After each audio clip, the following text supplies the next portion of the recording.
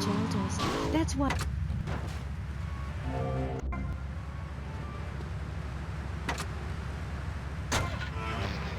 Let's start with crime is up. People are scared to walk the streets. Nobody is taking public transportation. Police morale is at an all-time low. Everyone is killing and maiming and giving each other the finger, metaphorically speaking. Do you think the government is doing a good job? Absolutely. Those statistics are interesting, but like all statistics, they are also irrelevant. Let me give you a better statistic, Chavez. In 1980, when I was elected, you were, according to the intelligence gathered on you, a man with no mission. You worked as a clown at birthday parties, corporate functions, bar mitzvahs, and go-go bars. You, realizing that you were a hollow man that can only take on the personality of others, decided to become an actor. And despite going up for 17 auditions that year, you only got work as a fluffer in a sex ed video. Your tax returns show that you earn less than $2,000. Suffering from anxiety, you attended group therapy for a year and considered getting a sex change. An idiot liberal felt sorry for you, and now you host your own radio show, write a newspaper column that lines my birdcage. You've got an ex-wife and attractive girlfriend, although she's married to your best friend, and you're on top of the world. So answer me this. Can you really say the years of living under my administration have been bad for you? We are not talking about me. This is pressing issues, not pressing Maurice. Yes, excuse me, if I may, can we get to the part where we press the issue? You see, that's what's wrong with this city. Liberals just want to open the floodgates, let anyone in and make you, the ordinary, hard-working men and women, pay for the pleasure. Well, you have my permission to beat them with sticks. We won't prosecute. You'd be doing us all a favor. Free love, wig out, don't work, make love in the field, and listen to rock and roll or whatever you call it. Meanwhile, Grayshaw, I know your father. He's made a lot of money, which makes him a great person, but for every good conservative, they end up having some wacko commie kid just back from a vacation in the Orient who wants to share. Go take that sharing business to Cuba or Canada or somewhere. I don't have a trust fund or a rich daddy. I know what it is to be poor, to look at the world from the other side. I slept my way to the top. If you two would stop hooting and carrying on, I have a plan that will save Florida from the yellow-bellied snakes that want to slither into this great state from all places north. Oh, look. Stump-jumping Jeff Rose using all three of his brain cells to talk. Enough! We've just started and you have proved yourself, Mr. Shrub, to be just as they said. I grant you, 1980 was not a high point in my career, but I never applied for a sex change. I was merely in an exploratory phase, and besides which, Saul the wheat-free clown was a funny act. Once voted best up-and-coming dietary restricted comic act in the whole of Vice City. I tried to take it to the Catskills, but Mount Scary Large was full. Besides, we are not talking about me, we are talking about you. Actually, if I remember correctly, you didn't win. Mary the meat-free mime won. In fact, under legislation, I am proposing all of you vegetarians would be kicked out of Vice City. We were given canines and bicuspids for a reason. Open packages of potato chips. Hey, don't get me wrong, I always hated that bitch. What's funny about a woman not eating a hamburger? Or miming saving a chicken from the slaughtherer's hands? Or her big act, I am a milk cow, a lactating machine for your breakfast cereal. How do you think a little kitty enjoyed that on his birthday? Not very much.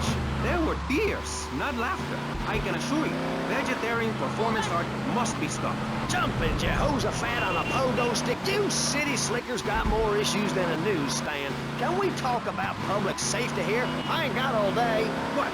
Is there a corn on the cob eating contest you have to get to? Get some cheatlings and grits in the oven? You got a date with your sister, eh? Hey, be nice, man. I just wanted to talk a little politics, and you made it all personal.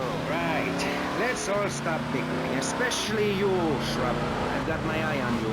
Public confidence is at an all-time low. Nobody feels safe anymore. Just the other night, I saw a man running amok with a gun, shouting he needed to defend himself. Gun sales are up, book sales are down. What do you think, John F. Hickory? Please, press the issue. All right, that's better. Sticking to the matter at hand. Well, it's quite simple, mister.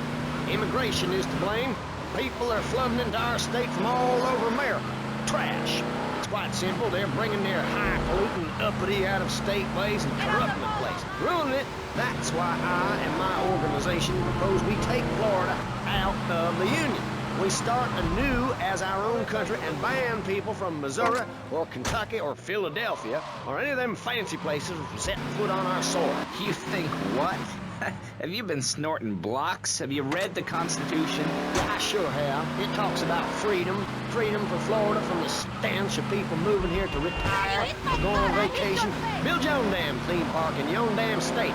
Florida theme parks is for Florida people only. That's what I say. I mean, I don't go to Alabama to visit a theme park, so why do they come here?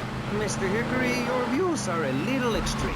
Plus, I don't believe there are theme parks in Alabama. Then they should stop coming down my way and build redneck land or whatever. Damn redneck hicks ain't got no class. My views ain't extreme, mister. They're common sense. And what a lot of people would say if they have the guts. If you keep letting people immigrate here from all over the so-called United States, guess what? There's no more room. We'll be piled on top of each other like they are in Australia. What we're gonna do soon is build a river. A river of freedom. A river of hope. A river which runs from the coast to coast and cuts us off from the 47 states of wastrels and bad influencers to the north. We are going to cut Florida off from the mainland of our oppressors and float out to sea. Then, the nation of Florida will be free to start over. There'll be no long-ass lines at the log flume or the pirate shipwright when I take over. You and the kids will be able to ride the rides all day. We will have a roller coaster for each and every Florida family. You know, you're bordering on treason. What you are saying is a very naughty thing, and only because here on pressing issues do we believe so wholeheartedly in free speech are we allowing it. It's the truth, my friend, the damn truth. And before you start, I am not a racist. I hate everybody irrelevant of other issues. But I especially hate Yankees, by which I mean anyone from Georgia or further north. Build your own theme parks, buy your own sun, grow your own damn mosquito-infested swamp, pal. We're gonna build ourselves a river. FBI, CIA, I don't give a damn. They can't stop us. You shrub. You yellow-bellied, tie-wearing, bribe-taking hypocrite. What have you done for Vice City up there in Washington? I've ensured important tax breaks for gun retailers, real estate developers, and I've cut the cost of policing, saving the city 2% or 25 cents per household over a 6-year period. At the expense of society. Think of the little people. Poor people have no voice in this city. Every time I find a park to meditate in, someone brings in a bulldozer and builds condos. The madness must stop. So you suggest we just stop making babies? People need a place to park their boat, a trailer, and put their swimming pool. You're beginning to sound red, and by that I mean you prefer a hammer and sickle over a hamburger. I'm not little. I'm 5'5". It's time for corporations and all of capitalism to step aside for naturalism. You're not saving this planet. You're spending it. Your credit is no good here. We can't afford to loan you any more of our nature. Those are our trees. I only wish I could be around a little longer to enjoy it. I feel so old. Someone must take my legacy. I must train a little me. How old are you? I'm 23, but I feel much older and wiser. I know everything. I've seen a lot of the world. What does the rest of the world have to tell us about how to do things? Build more trains? Have people elect their leader rather than an elite electoral college? Ride a bike to work like a Girl Scout? Or a clown with dietary concerns? No thanks, Vladimir. I'll agree with that. People from other countries are good for nothing. That's why we have to keep teaching them a lesson. I'll tell you what makes a real man. A truck to pull stuff and a couch to think on. I'll tell you. Speaking as a sensualist, and by that I mean a very narrow-minded, id-centered man of peace and travel. I recently went to Europe. I think everyone should see it for a week. You really see what's wrong with this country when you visit a European utopia. Things like a journey, public transportation, healthcare, leather shorts, mustaches. When I went to Belize, I helped some villagers clear some land for an environmentally friendly coal mine. We've all got to make some sacrifices if we're going to get anywhere. My dad gave me the money to set up an exciting trust there. But how does that help the people in Vice City from worrying about whether they're gonna get robbed? What drives a man to just take? What we need are more after-school sports like choir or drama so people can learn to express themselves properly by singing or pretending to be a tree. Have you ever heard a whale sing? It's a lonely form of beauty and some very ancient wisdom, helping people to help themselves with drama and choir and flowers and my dad's money. Listen, trust fund Tommy, your ideas are pathetic. It's no wonder that mankind has woken up one day to find me in charge, amigo. Mr. Shrub, you got elected on a campaign promising to reduce taxes to zero. But under your stewardship, we've seen taxes go up by 20% and services decline. Nobody is interested in your statistics, Chavez. Let me tell you something, pal. I'm better than that. I will not, I shall not, I cannot stoop to your level. They assured me this was a show that understood politics, where we could debate things mano a mano. And I find myself having statistics hurled at me like so much stale confetti. We cannot boil people down to numbers. You have no idea, my friend, what it takes to serve, the sacrifices I've made to help my country, to help Vice City, the complexity of government, the hideousness of my wife, and the way her thighs grow like our national debt. Oh, sure, some people like that, but not me. It's a nightmare, my friend, and I have it thrown back at me by an ingrate like you. I could scarcely get up in the morning. And with that outrageous revelation, let's take a quick break to tell you something very informative. You're listening to Pressing Issues on Vice City Public Radio. Over to you, Jonathan. Hello and welcome back. I'm Jonathan Freeloader, and you're listening to VCPR.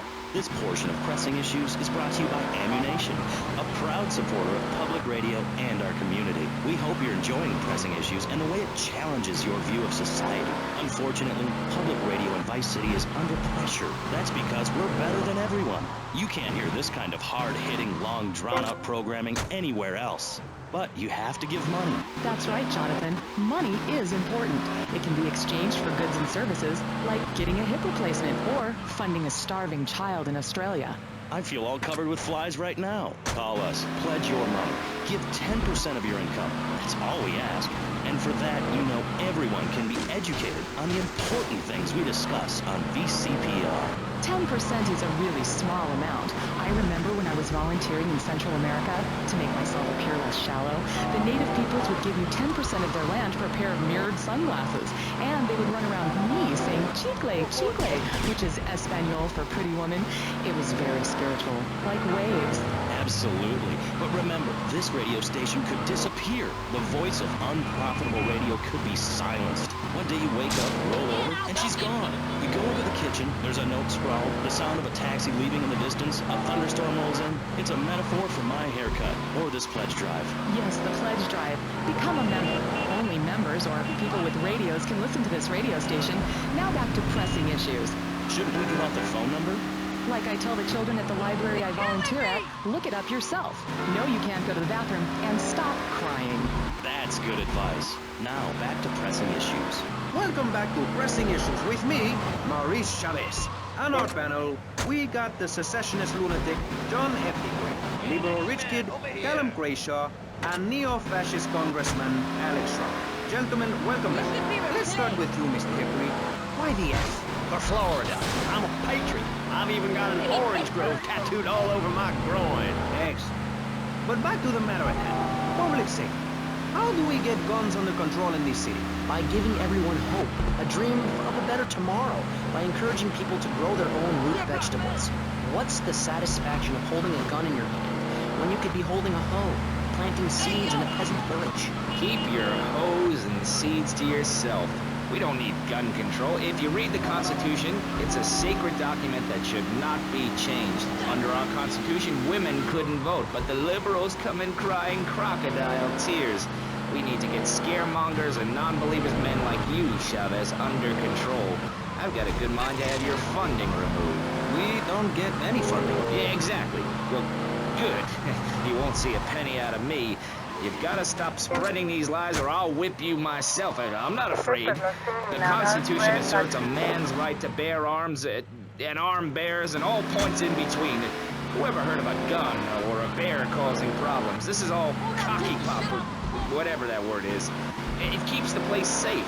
Trouble is caused by unemployment, and unemployment comes from poor economic performance and lazy people. If you had a job, would you steal a car? Of course not. And if you had a high-rise condo, a mistress, and a seat on the board, would you run around graffitiing your name all over town and making a nuisance of yourself, spinning on your back and popping and locking and... Not a hope. It's simple. If you don't have a job, starve. Get out of my constituency. By force if necessary, and starve. That is quite simple. Are you really saying that? Of course I am. Vice City is a growing city. Of course, there are going to be some growing pains. Well, what I tell people is this.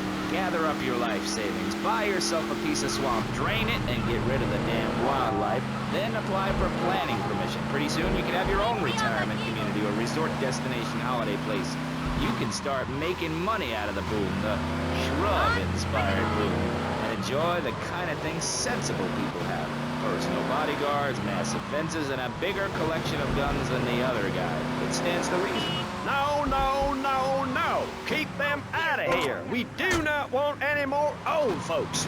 If there are any old people listening, go back to your homes. Florida does not want you. Please, die somewhere else. What's wrong with Nevada or Kansas? We want a river. We need a river. The Freedom River. And what about the other crimes? It seems car crime, fashion crime, drugs, everything is on the rise. Absolutely. Of course it is. When I was in Uganda, people were poor, but they were happy. The more you have, the less you have. And that's kind of what I'm all about. There's satisfaction in spending all day weaving a basket, rather than just buying one at the store. At one point in Uganda, I saw a great lake of sand and a massive speaking dog. It was a dog of love, not it was a spirit journey. What are you talking about? I'm talking about hopes, dreams, the magic of television, especially public television. Puppets can say what men cannot. Yes, but how will that stop people taking baseball bats and pounding the living crap out of each other, as I saw in a Mother's PTA group meeting recently? Baseball is our national sport, our national pastime, joining together as men in order to reward the act of running around in a circle. I will thank you not to take its name in vain, Chavez. I hate that spring training. Who do those guys think they are? Coming here and getting in the way, showing us no respect, drinking our orange juice and seducing our women folk. Train in your own home, mister.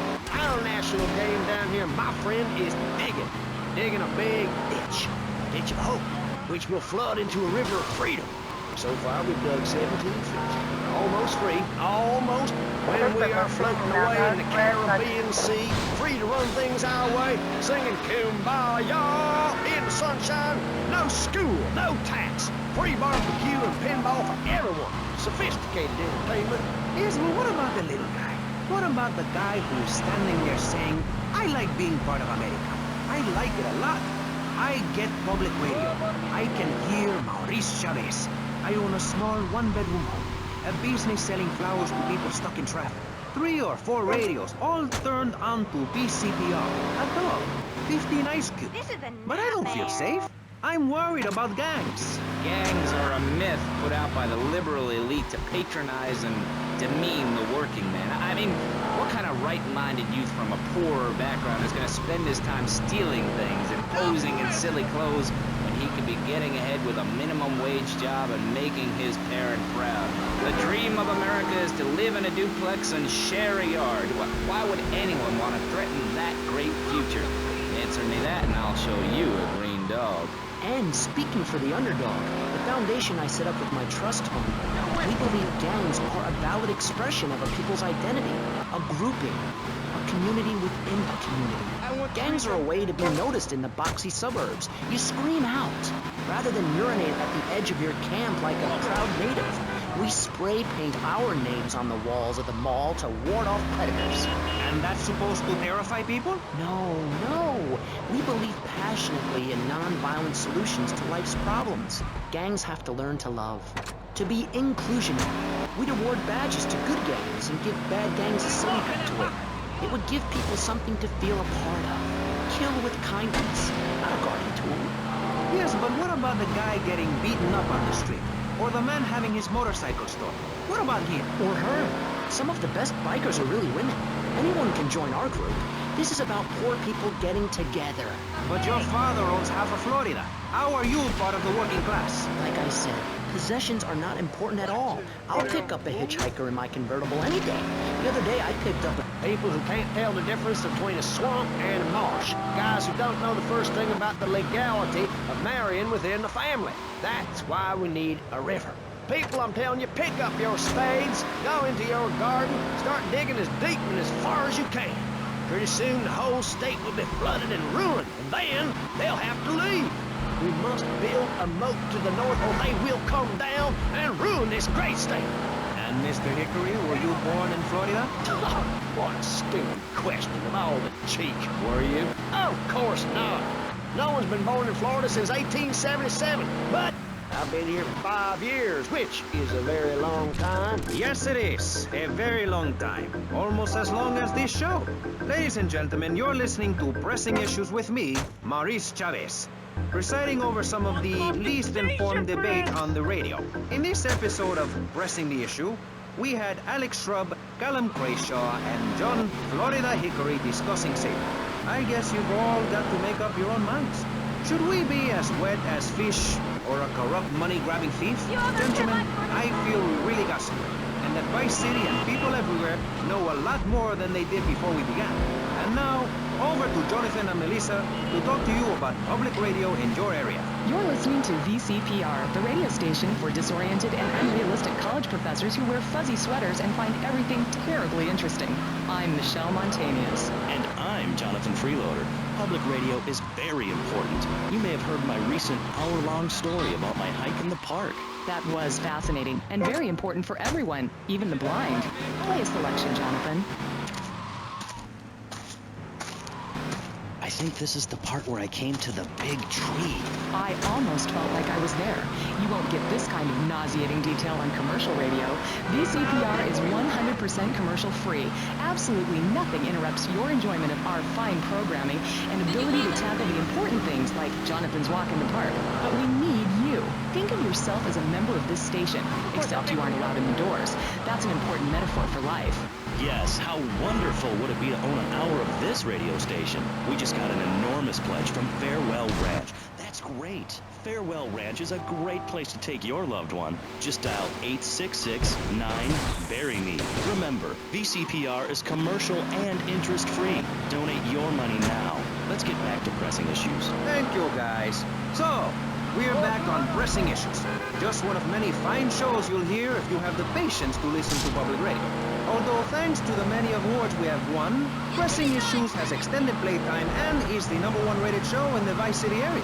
I'm your very entertaining host, Maurice Chavez, a man climbing the broadcasting ladder at a rate of 6 knots. 6 years ago, I was a clown, and now I'm a success.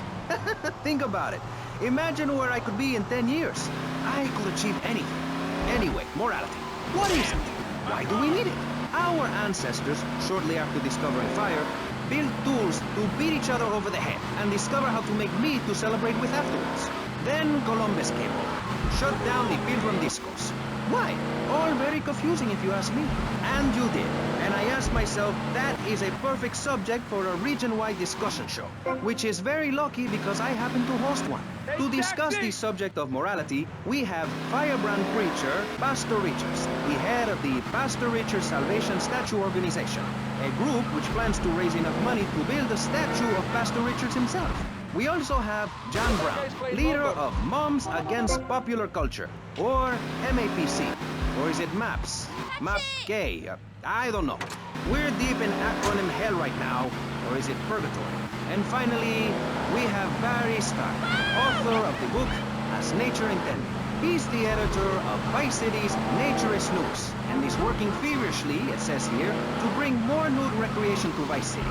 To protect the dignity of our other panelists, we place Mr. Barry Stark behind a divider. I'm naked back here. It's my right as a person. Yes. Let's start with the obvious, yes? Is it moral to be naked? Yes. You can't stop me. Well, I'm a mother, so I have to deal with this issue every day. My adorable kids have learned that it's wrong to be naked. When it's bath time, they know to put on a bathing costume. That's also the reason there are no mirrors in my house. Nudity leads to bad, naughty things. Maurice, if I may interrupt, I haven't worn clothes since 1982. clothes are seriously unnatural. Didn't you guys learn anything from the 60s? I had a revelation when I was in holiday in Germany. I'd always felt very constricted. Then it hit me like a slippery fish. Clothes are plain wrong. When you're born, you're not wearing any clothes. When you die, you're not wearing any clothes. I'm going to have to interrupt you there. What if you die at work? What if an enormous piece of machinery falls on you while you work? Clothes lead to immorality. Nudity stops people from fighting. Have you seen an issue of National Geographic lately? People around the world are nude. You don't want to shoot a machine gun or a howitzer or a flamethrower if you're naked. It could burn or scold in quite a personal fashion, quite frankly. Have you been to the zoo? Animals are naked. If everyone were naked, there'd be no war. Everyone's complaining about crime and the theft of cars in the city. No one's ever stolen my car. No one's ever pickpocketed me. They've never even tried. That's because you're a degenerate loony. If the police were naked, they would set a great example to everyone. You can direct traffic and donuts entirely above. Maurice, this kind of immoral behavior is exactly why I'm building the Pastor Richard Salvation statue. Noah had an ark, Texans had the Alamo, and I am building a highly fortified structure in my image. Simple. This 50-story statue will be able to deflect alpha, gamma, and beta radiation. The day is coming, and coming soon, where the artificial suns will rain down to punish the degenerates of this city. But you can save yourself. The Pastor Richard Salvation statue will be a completely self-sufficient community. We have canned food rations, private living quarters, and enough supplies to survive happily the predicted 40,000 years of nuclear winter. In Phase 2, and with funding from NASA, we will equip this massive statue with rockets. So when the poopy hits the proverbial fan, we will load up the statue with all of the people who have saved themselves through generous donations, blast into space, and colonize Saturn with a race of morally correct, affluent people ruled by me. Will there be naked people? No, turd brain. It's morally corrupt people like you we're shielding ourselves from. Liberals, degenerates, the Welsh. They're the ones responsible for the nightmare Vice City is today. The crime in the streets, the parties, the children born out of wedlock to a future of hopelessness. Anyone who does not agree with me is mentally sick and should be shot, I'm afraid to say. We need to build a place to escape these transgressions. Whew, that's extreme stuff, Pastor. But we'll leave amateur eugenics for a minute and ask our other panelists. Jan, you're a mom, so you know everything. What is your thought on all this? And do you think Pastor Richard stole his ideas from a movie or book? Well, yes, I am a mom. My kids are very special. So special, they go to special classes. Now, I teach my kids history to give them perspective. Last night I was telling them about how Magellan sailed around the Strait of Magellan and met some friendly natives that gave him supplies. Then he had to kill all of them. And that's an important lesson about life. If you look at nature, you'll see many species that eat their children to protect them. This is especially true of hamsters. It's about putting the family first. That's really important to me, and where a lot of my morality comes from. And if you don't like it, find your own husband and stay away from mine, okay? Okay, but, and excuse me if I sound a little confused here, but I don't think I understand. Now, my morality comes from looking at history and biology and working out what's best for my kids and screw anyone else. That's what this country's all about. I mean, I saw the hippies. What a load of claptrap. What's your kid gonna do at a school with a name like Moonbeam or Wave or Horseradish or whatever they call it? How can you take your kid to a Little League game when you live in a communal farm growing drugs? It's awful. And that's what my life is about. Looking down on others. Yes, I think I can see that now. Moving on. Pastor Richards, in your book, you talk about putting yourself first and how people should not make sacrifices or help those in need. Do you want to elaborate? Oh, that's right. People need to learn how to take care of themselves and not depend on others. If you read chapter 45 of my book, I talk about how being selfish is a virtue. The best thing you can do for someone that needs help is to tell them to help themselves. That builds moral character. Morality, Maurice. There's not much left in this city. Every time a culture has taken on the doctrine of helping your fellow man, we get thrown into the dark ages. Look at Russia. They keep trying to help each other out, extend a hand to a neighbor, and guess what? Every 10 years, someone's invading, burning down their homes, and taking their toilet paper. Napoleon, Stalin, Attila the Hun, all of them. After you read my book, you will understand. I may have been born in the sea, but I'm no dummy. Are we gonna talk about being naked? Yeah, soon, Barry. Keep your hair on and calm down, please, my friend. Divorce rates are up. Standardized test scores are down. Vampire sightings at the mall. Can the family be saved? Or, to put it another way, if we're meant to be monogamous, why weren't we born already married? Jan, over to you. Well, since I'm a happily married mother, I know the family unit is the basis of all society. Now, even when my husband is working late or away on an extended business trip to Hawaii with his secretary, I understand just how important the family unit is in life. He's working hard so I can get another station wagon with even more wood on it. Go on. Tell me more about your family. Well, I like to compare it to nature. After all, it is one planet, even if we do just want to maim and kill each other, especially me. Now, look at sharks and sandworms. Oh, and one of my hobbies, besides making babies and criticizing people, is biology. You learn so much from nature. People these days, they don't grow their own food. They can barely get out of their recliners and make it to the supermarket. Let me tell you, there is nothing super about that place. Kids these days don't know how to preserve and can their own food. No wonder all they want to do is play video games or hang out with their friends. What is it, the Degeneratron? What a crock of shit. Hey, watch your language. This is radio. We have regulations about that sort of thing. But you let a naked man on. Yeah, he's behind the screen. You can't see him. It's not that exciting. Imagine a flabby guy with a ponytail and a nasty rash. You'll get the picture. Imagine one. I married one. Anyway, what was I saying? You were discussing the Degenatron, which I understand is a gauge machine. Then you swore. I'm sorry, it makes me so mad. I mean, what I heard my son, Patrick III, I heard him using slang words in the house the other day. Rad and cool and stick it. I mean, I beat him to within an inch of his life, and he will never make that mistake again. American should be spoken properly. What? No, don't interrupt me. I've got children, you know. Please. This is really important. It's about the family. Look. Nobody knows how to cook anymore. Nobody knows how to kill anymore. Nobody knows how to kill dinner. My daddy was a very wise man. Before that tractor pull accident, my daddy taught me how to slaughter a pig. That's very useful information. Oh, sure, I was a little nervous at first, but he put me in a room with a fork and a fat sow and told me he'd be back in an hour for some fat back and hog jowls. As a mother, I'm proud to say I throttled the life out of that little piggy. I did it for my family, and I'll do it again. Feeding the family is my job as a mother. Daddy earns money and goes away with his secretary, and Mommy provides dinner and keeps a brave face on things, even though her heart is breaking. Where are your pills? Barry, you look like you've got something to say. I agree. Statistics show that families that spend time together naked are the best kinds of families. You see, social class distinctions disappear when everyone is naked. I can't tell if you're rich or poor, black or white. It doesn't matter because we're all naked. Designer clothes? Try designer nudism. My body was made by the best designer around.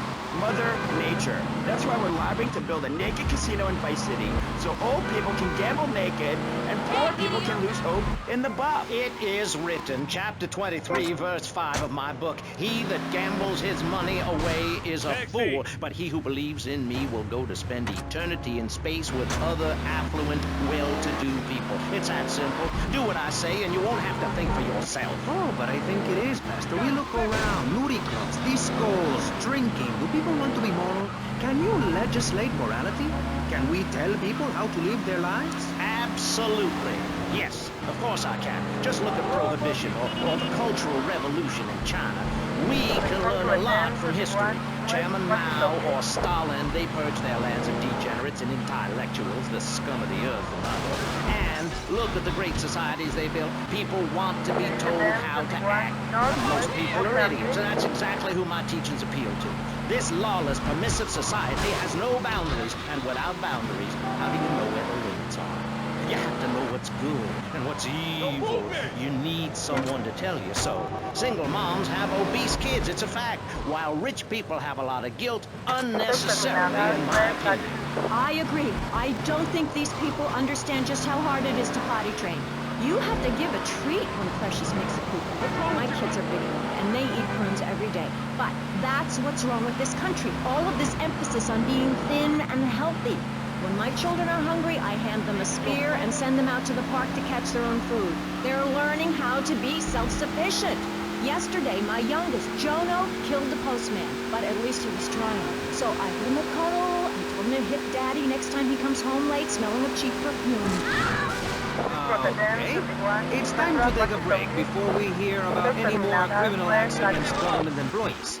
You're listening to Pressing Issues. Morality is the subject at hand.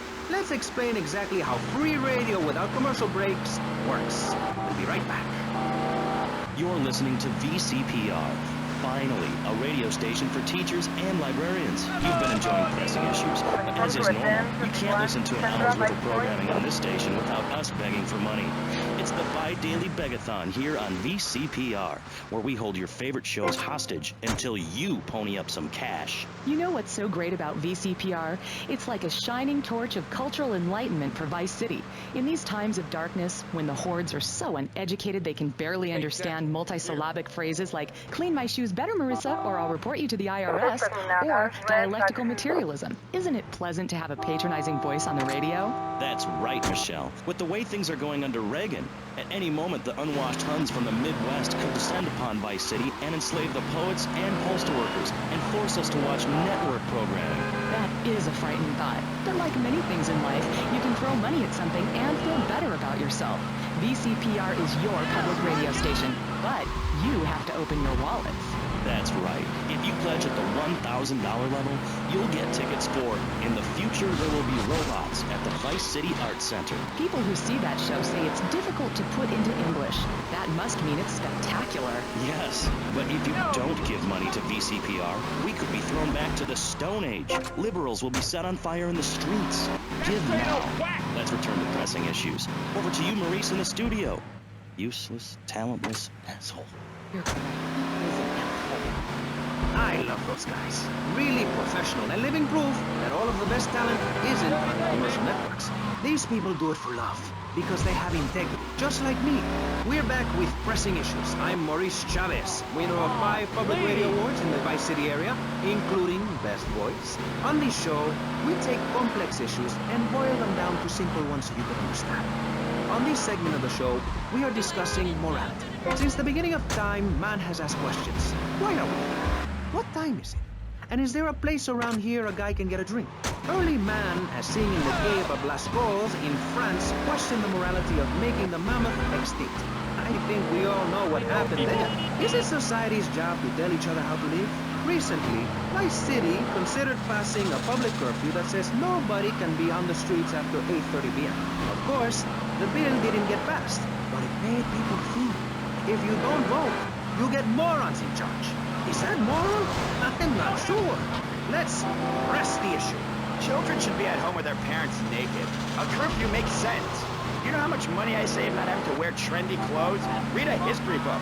At the creation of the universe, the Big Bang, everyone was naked. Even you. Why do I have to stay behind this divider? Maurice, please. Because nobody is interested in seeing your business. Because we have standards of decency which you are offending. Look at me. I'm jumping up and down. Oh my goodness, get back behind the divider. Please, I'm married. What's so wrong with me? Why do you hate me because I'm happy? Jan, give me a hug. I won't hurt you. And by the sound of things, your husband is doing the same right now with his secretary. No, we've worked through it. He was stressed. It's hard keeping a family together these days. Everyone, take your clothes off and feel what it's like to be free of bondage. Everyone out there in Vice City, take your clothes off. If this is the land of the free, let's start with our pads. Feel the wind from the air conditioning. Ugh, a breeze is so liberating. Thanks very much. Now, if you could get back behind that divider, Barry, please. Otherwise, I'm going to have to ask you to leave. Thank you. Now sit down. And over. Truckers realize there's nothing to be ashamed of on the open road. Get naked and beat it on down the line. You've never seen a sense of community and morality like a nudist colony. We share everything. The cooking, cleaning, wives. A shared sense of what it's like to be a complete social outcast. Wait right there, Barry. I'm getting something through the cats. Headphone tags. Yes? Yeah, okay. We just want to tell you a little more about Public Radio Fund. We'll be right back after this. Hello. I'm sure you're enjoying our high-quality programming. I'm Michelle Montañez. Jonathan, I think it's time to acknowledge the people who are sending money in to shut us up and end this dreadful begathon. Here's a $10 pledge from Fran in Little Havana. Wow, you think she could have given more than that? Yes, mean bitch. I hope she dies an agonizing death. Absolutely, Michelle. And remember, if you want us to wish you well, dig deep and dig soon. That's right. At any moment, conservatives could vote to end our funding and place a fast food restaurant where our studios are. See, there are some people that think everything has to make money. It doesn't. That's why you should give now. Correct. Next week is Environmental Week, sponsored by My Batsu and the Vice City Power Corporation. And next month, we're celebrating Proust's influence on Vice City in association with the detouring. But for now, let's return to pressing issues. Remember, VCPR is an advertising-free zone, much like the moon or Times Square. Welcome back. The show is Pressing Issues. The subject is morality. I'm Maurice Chavez. Let's carry on pressing the issue. Now, when the Europeans were done ruining their continent with bland food and soccer riots and arrived in the Americas in the late 15th century, the subject soon turned to morality. You see, Europeans wanted to colonize America, so they had somebody to make fun of. The Pilgrims left England for the religious freedom in Holland, where they visited coffee shops, and after they packed up their ships with plenty of coffee, tea, and cakes to liven up the trip, they set sail for the New World, which they heard had a magnificent roller coaster.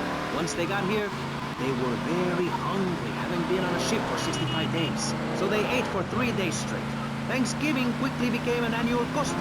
America was founded by people who wanted a place where they could tell other people how to live. And I'm a history major. But do we have the right? The question, is it moral to celebrate Thanksgiving, a holiday that is clearly about gluttony, annoying relatives, and awful casserole? Well, I, for one, love a casserole. And at my weekly meeting, my congregation has a potluck.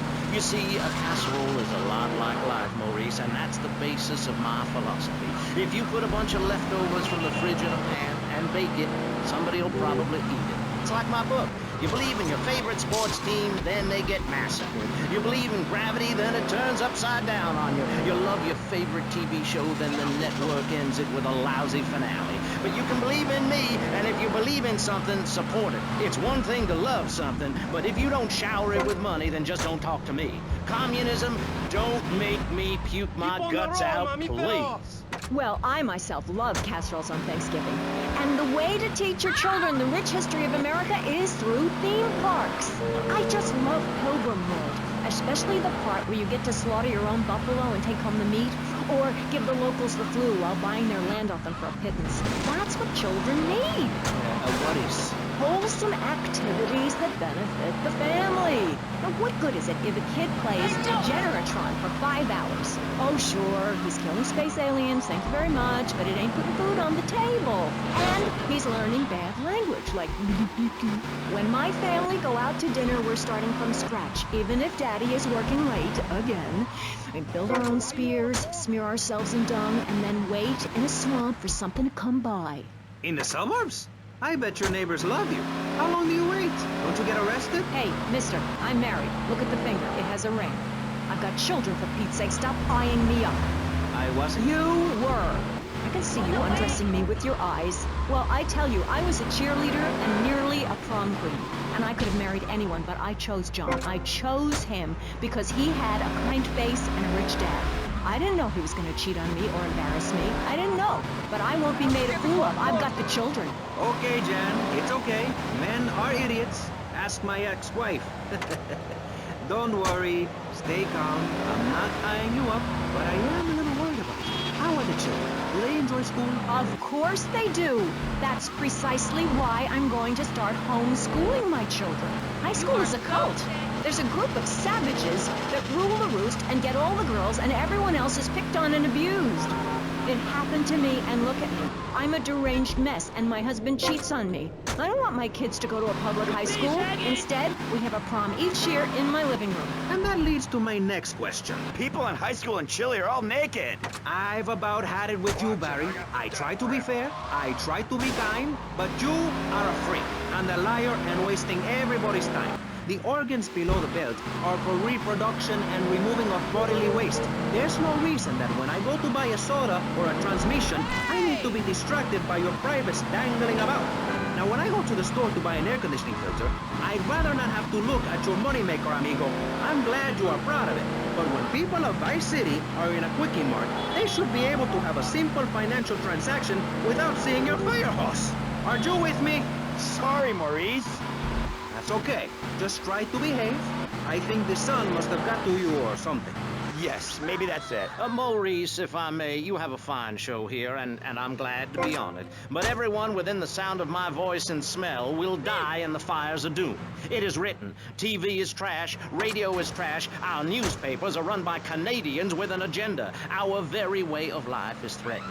We formed this great state to play golf, and I'll be damned if any weirdo hippies are going to tell us we can't fill in wetlands and make a home for ourselves, complete with 18-hole championship standard courses and selective admission. Heathens will ruin the land. Acid will rain from the skies. We'll never hear my voice again. It will be anarchy.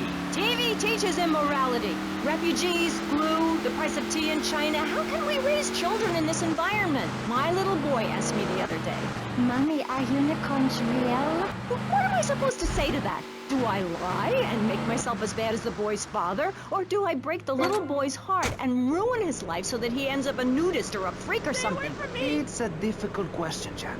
A very difficult question. Is it right to lie? Clothes are a lie, Maurice. No, Barry. Clothes are a way of keeping warm and not getting arrested. No policeman has ever hit me with his truncheon. I'd like to hit you back to hell, you sicko. You're filth. Human form of vermin. A blight on a fine society, picket fences and garden parties, and everyone coming 3 times a day to my statue to pay homage. Pastor Richards, as a human being, I have to say I find your philosophy or cult or whatever it is utterly and completely appalling. Why, thank you. I knew you'd understand. I mean, you seem to want to build a religion around yourself and some 1950s vision of America. It's the 1980s, man. And one-man worship me cults are not allowed, my friend. Exactly. As I say in the great book, many are called, but unless you have a good credit rating, go screw yourself. You'll burn in hell. Ay, por favor, shut up. But Barry, what are you doing? I'm lonely, Maurice. Lonely, and I need some bodily contact. Get back behind that panel. Don't be shy. Please. We've all got one. That means I'm happy. Hey, stay away from me. I'm a celebrity. Oh, good Lord. Hide yourself, boy. I warn you, I'm armed and I'm not afraid to use it. We've all got one. Look how free I am. Fan feels so good. I feel you. Hey, Pastor Richards, please, put the gun away. Put it away. No, I am the sole judge of truth and decency. Get back, heathen. Get back. I love you all. Evildoer, die, devil, die. Ow! Dios mío, you shot him. There's blood and pubic hair all over the studio. Ladies and gentlemen, it is complete pandemonium here on Pressing Issues with me, the multi-award-winning and soon-to-be executed Maurice Chavez. Barry, are you okay? Are you alive? Stop the bleeding. It's down there. Do I have to? Can't you get someone else? Jack, ay, Dios mío, she's fainted. No. Hold it. There's only one thing good about life. And what's that? Death.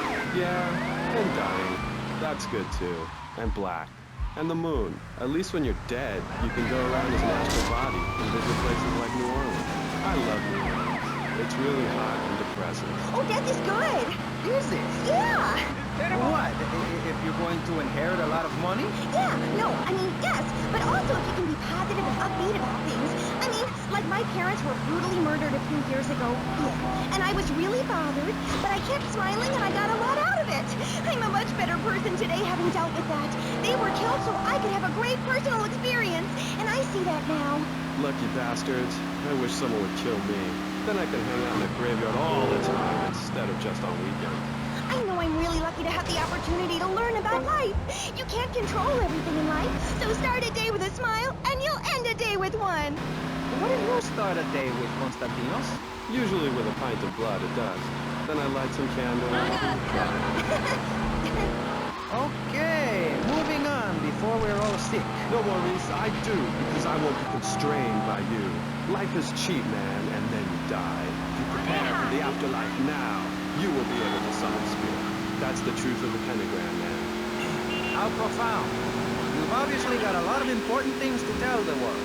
The world is a lie, man. Only darkness is true. I am very much like large raccoon, born in Cicero, 1431. You're scaring me. I wish you would smile and be happy. Okay, right. Dense meaning, enlightenment. Death Valley. I am on a spiritual journey. If anybody stands in my way, the contract says I'll walk. I've been dragged back, held down, and embarrassed by those guys. But you know, it's part of being in a band. Light wearing makeup. Yeah, but wasn't Percy voted Guitarist of the Year by Collab Rock Monthly? Look. I love the whole bit because of the top of the group, right? Without the torrents of abuse, Love Fist would be over. You contract reflects that. As an artist, it's really important that I make a lot of money. Right, man? We need to keep you in a fringe and your diamonds in that, eh? Yeah, rock on, Keith. Roger, what a trip. Yeah, shut up, you silly sap. Ugh, let's take a caller. Hello. You're on the line with Love Fist. Hi. Yo, just wait, man. Hey, what's up, Jez? I'm a huge fan. I go to all your concerts. I get crazy. I wear my Love Fist t-shirt every day, even when I'm with my old lady. Crazy, bitch! Hey, I heard these subliminal messages in your video. Is that true? Listen, seriously, the big hair, the limousines, the girls, the partying, the clubs, the hotel suites, another TV smashed into 1,000 pieces, right? After my unfortunate incident, I told the press, I don't like this. This livens up. If you're asking me if we was using madness, music is the vegetable. Do you want me to say, congratulations, you have just discovered the secret message. Dreams are made to be broken. Like so, when broken dreams, I want to pick up the pieces together. God. I think that's just what's wrong. But anyway, like I say, that stuff doesn't matter. Not for me. I'm a spiritual person on a journey, right? And nothing will stand in my way, you know? Boy, do I. On the track Satan's Pillows, you sang about how a broken heart can... A broken heart can't ever be mended, just broken. I know, really powerful stuff. Emotional. I think that song says everything that needs to be said about love. When you belong to the night, it's best to take advantage of it. What takes you up will take you down, man. Everyone remembered that, the world would be okay. Thanks, love. You are a real smart cookie. Thanks, Jazz. Now, do you think it's important that, well, I mean, you're a great-looking guy, even though your girlfriend is a cheap tramp, but do you think it's important that rock and roll bands look good, or is it about the music? Like I said, I'm a creature with two faces, babe, you know? An angel and a devil. And that means it's really important to look good. Music cannot stand on its own. You need to look good singing it. I'm tired of people saying all we care about is partying, that we can't play. If we couldn't play, people wouldn't come to our concerts. We're not going away, and if we do, it won't be on purpose. Where are we, dear freak? We're on the radio, love. Stop dragging me down. I told you, if you ride a whirlwind, don't be surprised when the dawn breaks. Where were we? Ugh, she's really getting on my nerves. Why are you waving your hands at me? Oh, I'm supposed to go to commercial. I'll be right back. Howdy, welcome to Farewell Ranch. They say the golden years are the best years of your life, but for many seniors, they just stink up the house and make the grandkids feel uncomfortable with unknown effects. Now, your old people can be earning you money and enjoying the final years of Farewell Ranch. It's a working farm, cattle ranch, and crematory where the cowboys are all over 75. They'll enjoy rodeos, working in the fields, and pending all the final resting places for the new friends on Sunshine Hill. Farewell Ranch works your loved ones from sun up to sundown. When your loved one passes away, we'll send you a presentation back. Create checks for the spurs and boots we are wearing as we went out for the farewell. All residents show love. This is Farewell Ranch. Only made right into the sunset.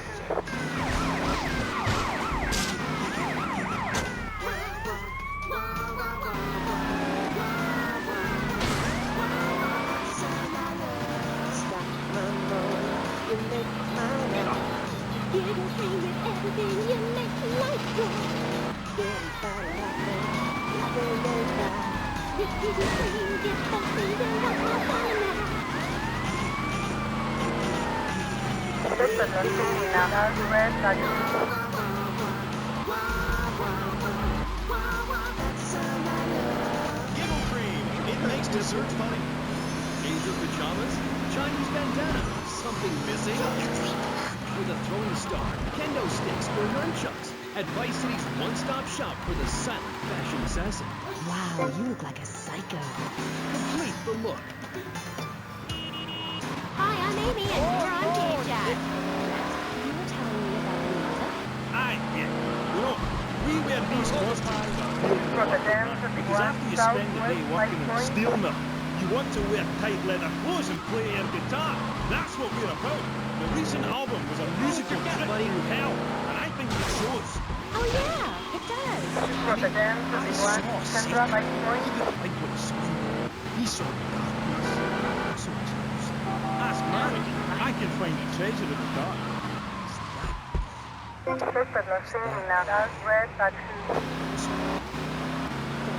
Yeah, that's the thing that typifies me as an artist. Heart and soul. Head, trousers, everything. That's what you get at one of my shows. Jazz Torrent and Love Fest will really show you, you know. We take the soul into darkness. Bring your lighters. You know, I invented that. I'm about out of blankets ripping off my vibe. I wore women's clothing first. Why? Because it tells you about light and darkness. Like the moon. But seriously. Oh, thanks, Jazz. I've always thought your music really lets people see into your soul. Right, into great big dangerous bastard. You see, babe, I've had my heart broken. I'm working on a song right now called Fallen Stars on Shattered Dreams in the Rain. It's about being able to communicate through music rather than words. Set in a wind. That's why there's a huge snake painted on my jacket. The snake symbolises kind of a subconscious power force. Because life is pain, babe. Without music, I'd be lost. This new album is our most mature work yet. I am brilliant on it because I sing from the heart. About heartbreak? Babe, don't go there, please. You do yourself a favour, take it easy. My people spoke to your people about this. Seriously, I appreciate the offer. Look, I will check you, but you have to understand, it's too soon. Because Shari left you, right? Babe, my people spoke about this to your people. They said, do not mention Shari. It's like sticking needles in my soul. Voodoo. Who are you? Are you my personal devil? You could do this to me. The pain is too much. I have hair in my face to hide my soul. Shari had to go because she wanted to be a Marine. We couldn't be together. Seriously, don't go there. This is so sad. Do you have tissue out there? Oh, Jazz, I'm so sorry. Seriously, love, if you listen to the song Dragon Eyes, it says everything that needs to be said about her. You can't help me. It's raw, like a chicken's head, you know? The pain grips you and makes you think about everything. It's the longest night of all. December of the soul. Jazz, this has been the best interview of my life. Thanks so much for coming on. For all you Love This fans out there, it's time for a contest. You're listening to Jazz Torrent and K-Chat being interviewed by... It's Amy. You forgot my name? Yeah, whatever. Citizens of Vice City. Now you've got the opportunity to win a part in my signature. Hey, I only give away parts myself to people who have bought all our records. So you've got to answer this. On which album did Beast Fist? Was it A, Dogs on the B, Fat Chicks All Day All Night? Or C, Devil's Own Band? For the chance to win tons of Love This prizes, just answer the question. All you need to do is write the answer on a postcard and send it into the station. Jazz, before you go, will you please play us a song acoustic? Piss off! Acoustic songs are for sissies. Babe, seriously, do not cramp my style. Look, I've got to save up the love for the big show. Babe, I really do. Friends for life, dancing to the fire and all that. Always good to me. The man for his way. That's my writer again. Love first! That was amazing, Jazz Torrent of Love This, who are appearing this week in Vice City as part of their world tour. Bring your lighters and a spare pair of panties. I know I will. We'll be right back on K-Chat after these messages. Thanks. What makes a real American? A cowboy hat, enjoying a fine T-bone steak, going to a baseball game, shooting a gun. Maybe it's the freedom to go to a foreign country and tell them how to do things. Heck, those are all great qualities. One thing that makes a true patriot is the ability to choose an American car. When you buy an import, you take a hot meal off a hard-working American's table. This poor girl is going to starve to death just because you bought a cheaper, more efficient Maibatsu. Without gross symbols of excess, what will Americans have to look up to? Our great industries are threatened. Cars, pornography, armaments, and they need your help. So the next time you buy a car, a piece of adult literature, or a missile defense system, make sure you do the American thing. North Washington Beach. Oh, Max, we go everywhere together. Right, boy? At Pet Stuffers, we know there's nothing like a relationship between a man and his dog. Sometimes you just can't let go. Max, you didn't eat your food. That's the second week in a row. When the unspeakable happens, just put your four-legged friend in the refrigerator or freezer. Then call Pet Stuffers. We'll be there within a week to pick him up and leave him monthly. There is an ancient Egyptian miracle process called taxidermy. You and your best friend will always be together. Yeah, that's a good dog. Pet Stuffers, when you just can't let go. Coming soon, grandparents forever. The key to feeling great is looking great, and the way to look great is to have great. I'll give you that's great.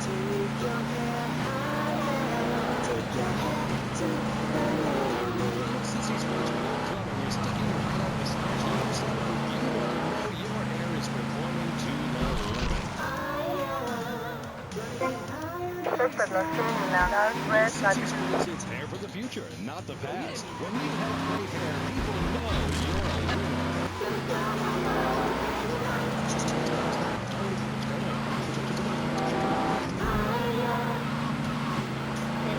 Chat. Welcome back to the show.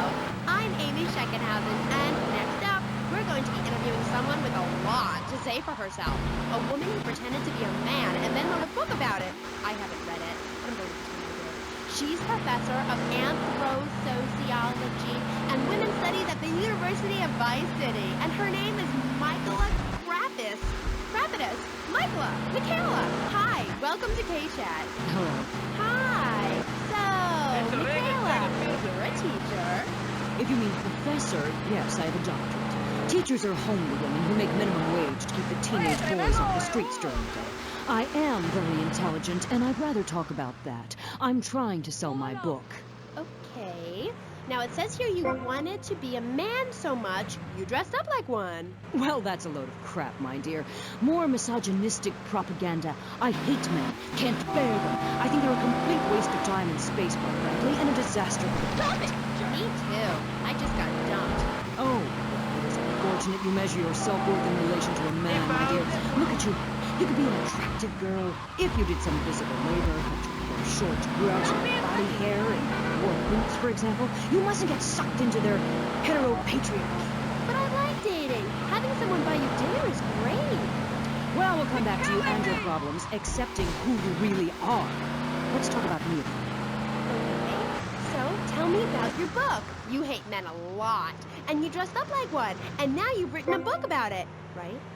More or less. As I said, I'm very intelligent, so I don't expect you to understand, my dear, but I'll try to keep it simple.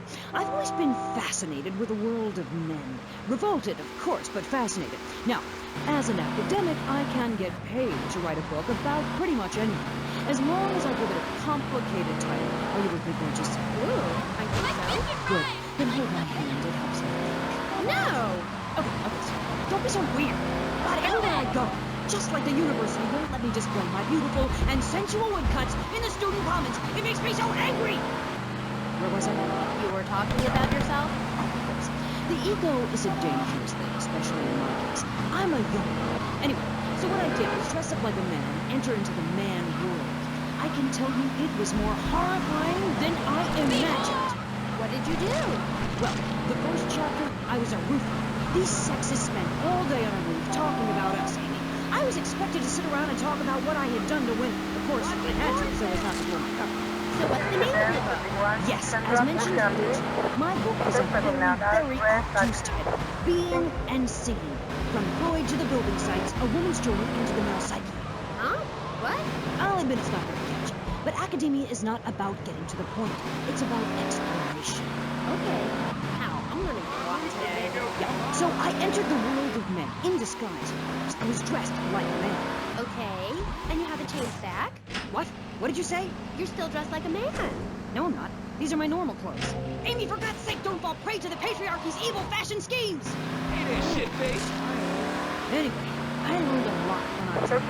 Did you know, for example, that during my time as a steel worker at Pittsburgh, I learned that men sometimes speak crudely about women when they are out of earshot? I was horrified.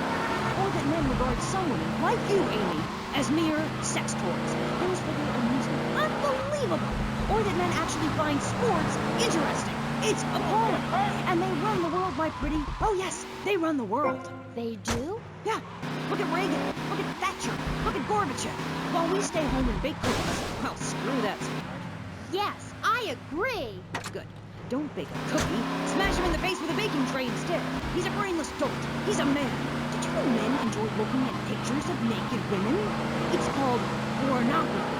It's sick and foul. I'm giving a talk about it this weekend at the Women's Center. That's women with a Y. I think you spelled it wrong. Are you a woman? 3 of the 5 letters that make up your description are M-A-N. You're too dependent on men, Amy. That's why I don't call myself a woman, Amy. Okay. I bet this radio station is owned by a man. White male conservatives monopolize the media, selecting right-wing blondes to propagate conservatism. I don't have blonde hair. Not yet, Amy. Not yet. Did you know men drink beer and smoke cigarettes and wear hats? Yeah? Yeah, well, you must have read my book. I discovered a lot of things. I was also a policeman and an untrained brain surgeon, and they're all the same. All women haters. But just because men like sports and hats doesn't mean they hate women, does it? You self-hating fool. Of course it does. The media, falsely portrays feminists as bra burners, outdated, combat boot-wearing bad mothers. Why don't you take your top off right now, Amy? Huh? Tell them you won't be censored anymore. No! I'm getting a little freaked out here. Let's... You will teach you how to make beds, march in squares, shine shoes, clean bathrooms, kill a man with your bare hands, and do it all while alive. The military teaches you all the skills you'll need later in life. Call 1-800-BE A HERO and become a real man today. Why are you waving your hand? Oh, I'm supposed to hit the other person. This Pick fall, me up! a Pick up the new smelly old hard-hitting bird! police drama is coming to Friday night.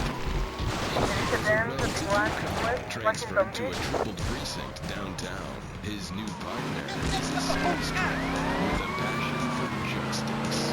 It's Yuppie and DM. Look, you might vaporize his but in this precinct, we do it by the foot. I'm so terribly sorry. I'm sorry. Don't miss this one-of-a-kind police drama. They're fighting crime the hard way. Northwest, Partner, let's go cruise the Downtown precinct. 2 outsiders doing things their way. Yuppie and the Alien on BBC. Hi, I'm DJ Smith, the vice mama and proprietor of DJ's Used Autos. Cars from all over America come to find a new home in Florida. I moved here after the draft. Football, not Vietnam, even though they do it like comedy. I noticed there was one thing missing from this great town. That's why I founded BJ's Used Autos. Every one of these views is freshly painted. They look brand new. We have new models coming in every morning. We can get you anything. And if you see a car that reads, tell us. We can acquire it for you. I've taken the skills I've learned as a pro football player to smash, grab, and run ahead. BJ's Used Autos. I'm taking it all. If for some reason you'd like to speak to Michaela Crapper, just give her a call on K-Chat. Who's on the line? Michaela, hi. Dear sister, I'm wearing trousers. I haven't shaved or waxed in 9 months. I left my broken-hearted husband and baby behind. Now I'm living in a commune with a series of lifeguards, having quite simple, amazing experiences. I got my inspiration from a lecture you gave last year. Thank you so much. You taught me a lot. But ask yourself, what are you doing? It sounds to me like you're living a lie. Your life is still very man-centric. You're still justifying yourself by the I am not rather than the I am principle.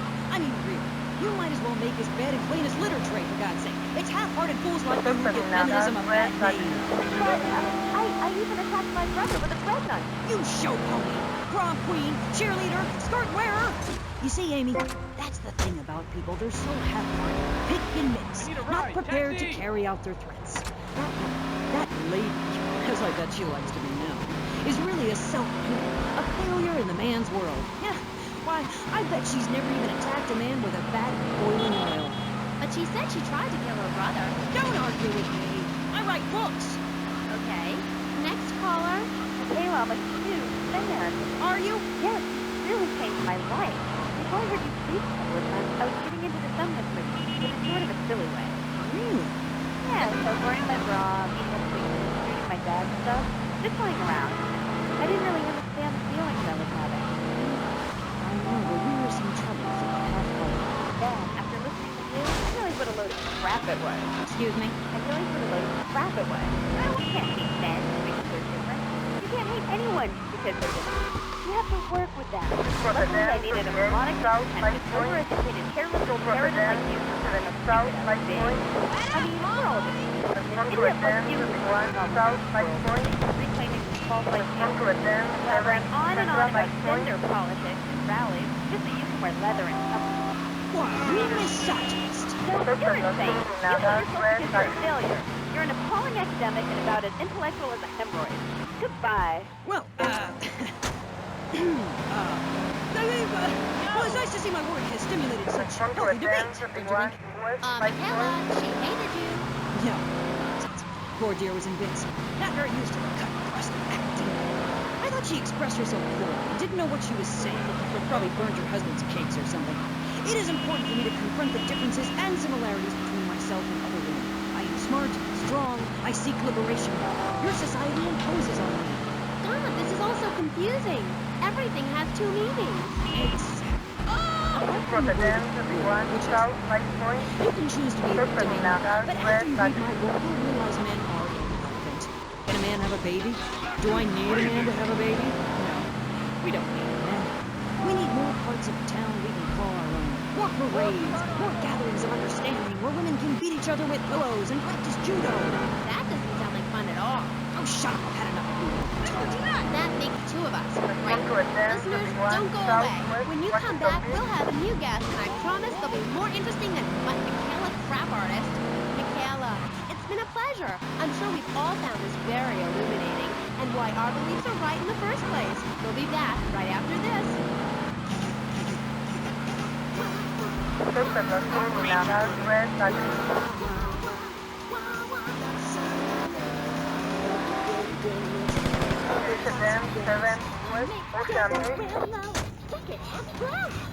You can buy it anywhere. Close your star shop. Make sure that your hair check. Who's your hair gonna fly?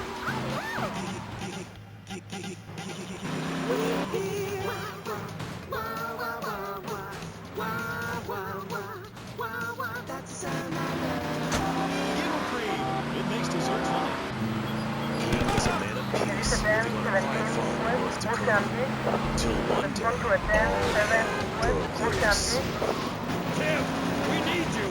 I'm a man of peace. I'm done killing. I want to raise a family. That's just it, Tim. They've got your family.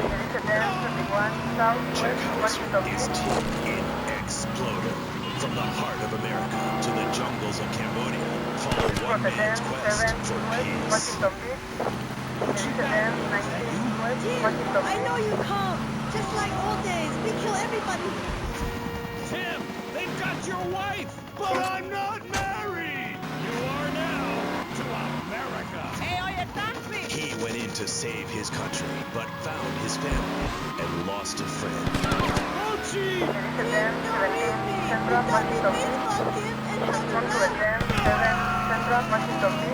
would have been a fine American. Get yourself a body bag, strap yourself in, start making friends the American way. Exploder. Evacuator Part 2. Rated PG. May include patriotic garbage. So, hello everyone and welcome back to K-Chat, Vice City's nameplate for things. I mean, well, in Vice City where things go on, but at the moment, it's interviews, and I'm Amy Scheckenhausen, the best interviewer in Vice City, and exclusive to K-Chat. Remember, you only hear Amy on K-Chat. Our mission. And that's why he's got such a silly name. His mission is simple. Zoos. His name is Mr. Zoo. G'day, Aim. Hi, Mr. Zoo. Hi, the name's Pat Flannery, but I love zoos, I really do. That's why they also call me Mr. Zoo. Okay. And which do you prefer? What, darling? Which name, Mr. Zoo or Pat Flannery? Oh, I don't mind, babe, whatever you fancy. Fine by me, as long as we talk about animals. I don't give a damn what you call me, as long as it ain't Sheila or something. You're silly, Mr. Zoo. Why would I call you Sheila? I don't know, love, you tell me. Okay, this is getting confusing. It says here your name is Mr. Zoo, and now you're saying your name is Pat Flanagan, and now you're saying it's Sheila? Yeah, doll, the name ain't Sheila. That's a Sheila's name. It's an Australian joke. I don't speak Australian. I guess not, sweetheart. Okay, well, moving on. You're Mr. Zoo. And I am. Cool. And I hear you've made quite a name for yourself. Why is that? Because I love animals, Aim. Animals and publicity and stuff, but I love animals. I love them. Me too. That's the thing, babe. We all love animals, but we don't know too much about them. That's what I'm here to tell you about. And myself, of course. So, right. What about animals? It's interesting. You realise that 90% of the same as a fucking or a cockroach or a pigeon. That's the new science out there called domestics, which is going to be a real popular world soon. Animals are pretty much the same from a genetic level. Oh, cool. Damn right it's cool, babe. You know what that means, don't you? I know, I've got a clue. It means we've all got to start caring for one another like family. Okay, so let me get this straight. Like, my brother is a cockroach, and my dad is a pigeon, and my mom is a fly. Is that right? Well, sort of genicalistically speaking, but you bang on, love. And you know what that also means? No. That you could, legally speaking, only you wanted to have kids. Unless you're married already, babe. You ain't married, are you? No, I just split up with my boyfriend. I'm like being on the radio, whatever. I sounded stupid. Well, that's my point, love. I mean, imagine if you've been out dating a wolf or a bear. He'd protect you and stuff, urinate to keep out intruders, but he wouldn't mind you being on the radio. Wouldn't mind a bit. Why not? Wolves and deers have no concept of jealousy at someone else's success. That's the genetistic variation between Homo erectus and spider monkeys. Jealousy and fur and stuff. Oh. Oh, indeed, sweet thighs. Oh, indeed. Would you like Mr. Zoo to tell you something else? Yeah? Everything you learned in school is a lie, babe. A lie. Take virology, for instance. You were told sharks are dangerous, right? Yes. Hogwarts, babe. They're frightened of you. They ain't gonna hurt you. Have you ever tried cuddling a shark, getting down and dirty with one, relaxing it a little? Well, I have, and I'll tell you, it's very rewarding, eh, babe?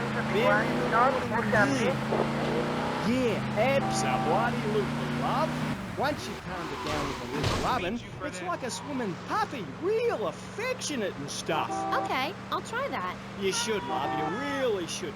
Let me tell you something else. Go on, go on. Well, this is something for the guys out there, really. You know, with a girl, right, you ain't got a clue. I mean, a female human, when she's on heat, right, and ready to mate, looks identical to a female human when she ain't on heat, and would throw a drink over your face if you grab her behind and start trying anything intimate. You can't tell the difference. I know that only too well. But take a forker monkey from the jungles of the Philippines. When she's on heat, her behind sticks up and glows bright red, and she makes a sound a bit like this. And any fool or thing that can tell she's ripe and ready for action certainly clears up any confusion. Yeah, I guess it does. Or a female black widow spider. Now, they eat their mates up these. Ew. Yeah, I know. That certainly puts things into perspective, doesn't it? Never done it.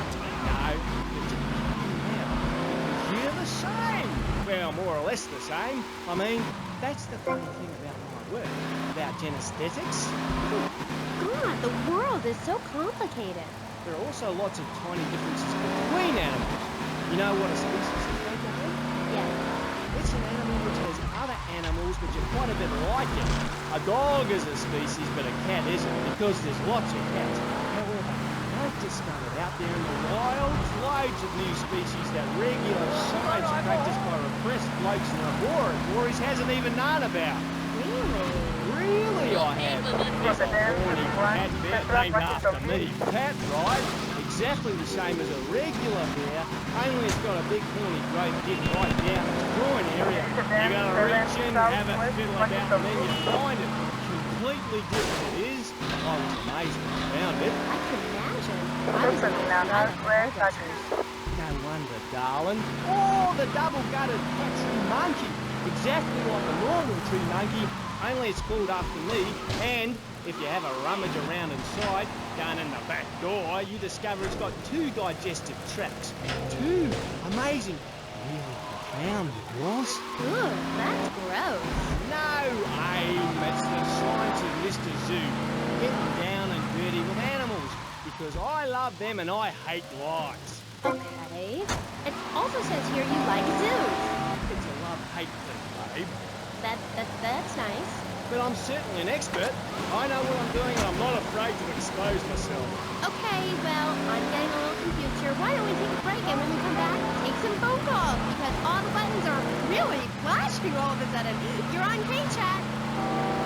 The science of evolution has uncovered many of life's mysteries, like tadpoles or the pyramids. But the mystery of the armpit remains. What's it for? Why is it hairy? And why do men have nipples? But one thing is for certain, the armpit smells bad. Luckily, there's Pit Bomb. It's like napalm for your skin, or Agent Leaving under a plane. It stops unwanted bodily functions in their tracks. It's as effective as sending GIs into a peasant village. When you're fighting the war against personal hygiene, bring out the heavy artillery. This Friday night, it's the incredible sitcom that has captured America's heart and given the whole country a new catchphrase. Hey, Flatline, 42! Just the 5 of us. After a mix-up with the adoption agency, the Chesterfields came home with 3 zany new house guests. Jimmy, tidy your room and go to bed. I'm so sick of it. Keep killing me, Ricardo. What is he? I'm 12, but I'm a 42-year-old investment banker. Oh, yeah, and I'm Santa Claus. Now, tidy your room.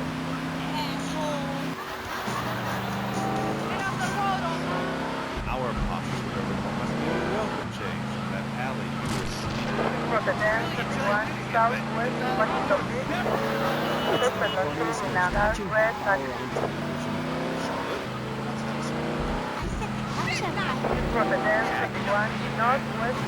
And this week, it's a very special Just the 5 of Us, where an attractive blonde lady tries to steal Jimmy away. Now you're talking. Just the 5 of Us. Friday nights on BBS. We're on K-Chat, and so are you. If you're listening, I'm here with Australian animal lover, Mr. Zoo. If you've got anything to ask him, why don't you just give us a call right now? Yeah, great. Give us a call right now, and I'll tell you anything you need to know about animals. Okay. Who's on the line? That's Leonard. G'day, of course it is. And you're in Vice City. Yeah? What are you doing? Promoting animals, mate. Don't you remember the court case? Get lost. Maybe. Or? Okay, who's on line too? You're through to K-Chat. Don't hang up on me, Leonard. You meant to be in a hospital. Hey, easy there, mate. Hospital people who don't feel well. I'm at the top of my game. Are you insane? Don't answer that. I know the answer. You're sick and insane and you need help. I got a visa, mate. I got a visa. You can't touch me. I'm bona fide. I love animals. Leave me the hell alone, or I'll come by your aquarium and feed you to the bloody sharks, you no good. By the book, paper pushing murderer. Nobody would have lived if you let me in a tank. I could have cheered him up. I could have done. Now stay away from me, you hear? No more calls, K.A. Phones are so official. Not too much conversation on the radio. Okay. Who is that? Wrong number, I think. No, it wasn't. Yeah, it was. Bloody wrong number. He wanted a plumber and a Chinese. I was speaking to an Australian. Okay, cool. What was it about the aquarium? Nothing, mate. All in the past. Long time ago, I was tricked into saying something I regretted. Oh, cool.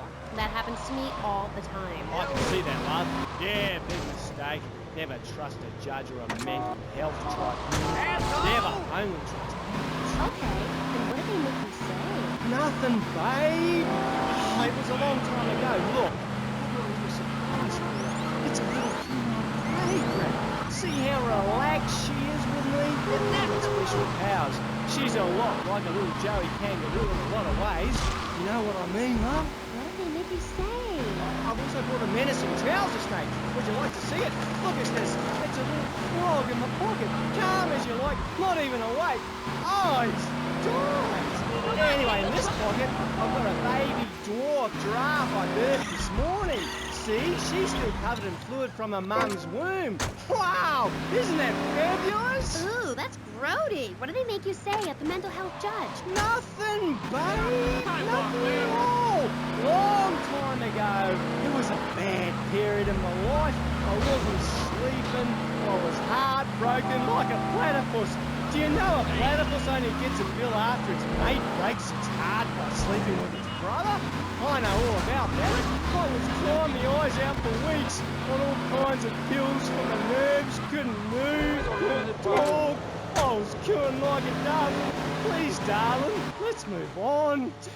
Do you want me to talk to a parent? Now I'm really curious. What did they make you say? I love you. You do? I never knew. They made me say I love you. Oh, I made my boyfriend say it, and he slept with my best friend. I think we're bonding now. No, we ain't bonding your heart. We're bonding heart. I hate that. They made me say I love you to Bobo. Ooh, Bobo. Bobo was the most beautiful creature that was ever on the earth. Ever at all. Really beautiful. Who is she? He. Hey. He was a monster, and I loved him, and I knew him properly. You'll never understand. It's natural. We were identical from a genetagorical perspective. I was really unhappy, putting on a show every day like a circus animal. They thought they could be doing something, but they never did, eh? They never did. We were only cuddling. People take it the wrong way. They took me away and they locked me up. And Bobo died of I need a ride, Tati! He did? That's awful. But, ooh, just a second, you sick bastard! Security! I loved him more than you can imagine. Call the police! Someone, please help me! This guy is molting animals! Oh, it's gross! Hey, I only wanted to be loved. Properly mine, and he's gone. Get lost, Doc. I got out. I'm fine. Me and my friends are travelling around in a black van and solving crimes and running from the colonel. I'm coming in. Stay away from me! I'm a very bad boy. Come on, go to home now. Stay away from me! I got a poisonous lizard in me boot. He'll kill you in 2 seconds. Pat, please. We've been through this. You're not well. Bobo is dead. It's time to get back on the medication and start piecing your life back together while locked up in a painted cell for a very long time. Or until you die. Is it that common again, Doc? Yes, sir. We're on the street. Look, see you got your initials on it. Swallow this.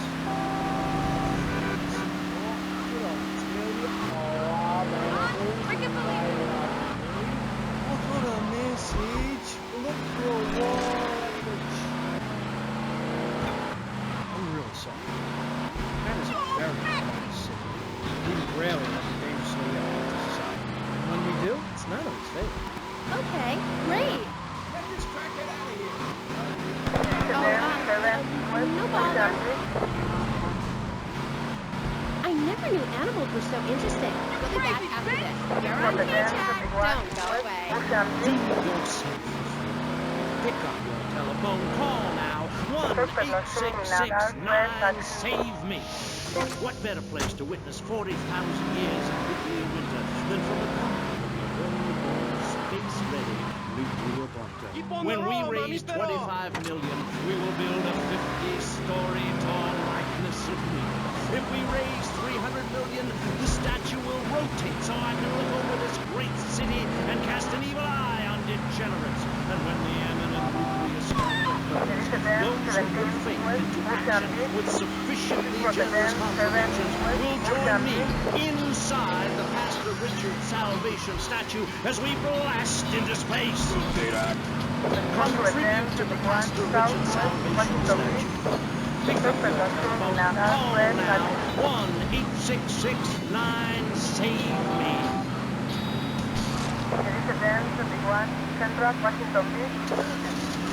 Knights of the road, here's your stallion.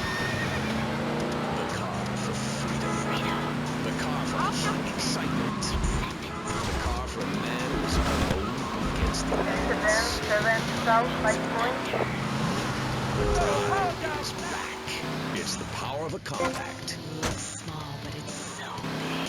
Fuel injected. Inject me. My Batsu Thunder. On the toll road of life, you have to pay to prove you can. Live the emotion of an individual. The awesome power of a truck is still one vehicle. Because after you get struck by the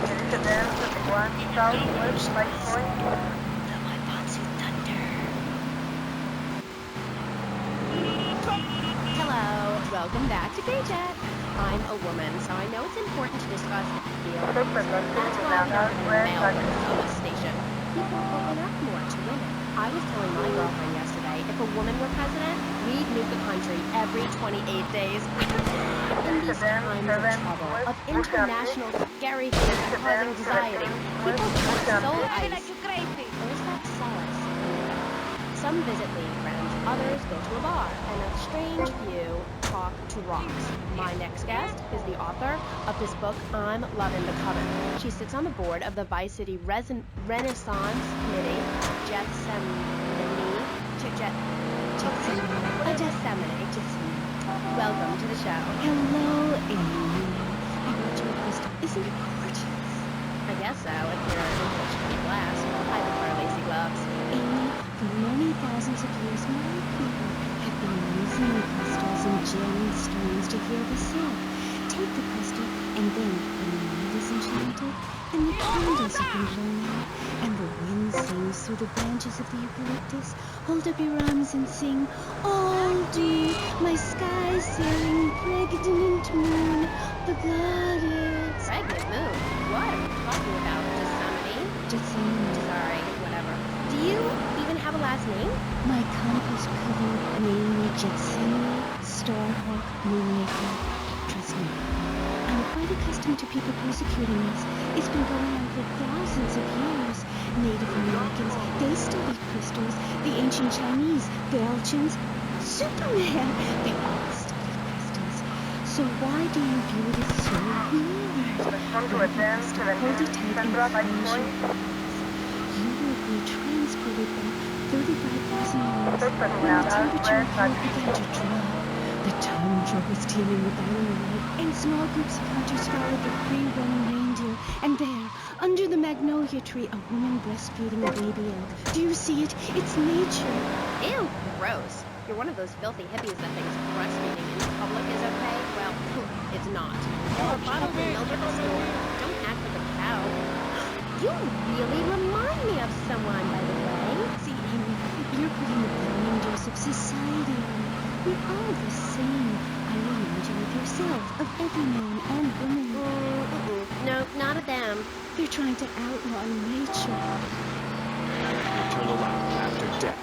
Hey, why don't you carry your keys in your pocket like everyone else? Because only that which is burned or scratched into your flesh comes with you to the afterlife. I bet my ex-wife will be there waiting for me in the afterlife. The bitch is crazy. Hey, can you put a hex on my ex-wife? Like some kind of spooky voodoo or something? I do dabble in the dark arts and magic. Great, talking about magic like pulling a rabbit out of your ass or pulling quarters out of your ears. I'm talking voodoo. You know, dance around with a chicken voodoo. That bitch was a grass. Why does everyone assume that just because we're goths, we're weird? I don't know. The hood, cane, black fingernail polish may have something to do with it. When is the last time you seen the sun? It's been over 18 years since I was out in open sunlight. I only leave the house if it's raining or if I need milk. Exactly.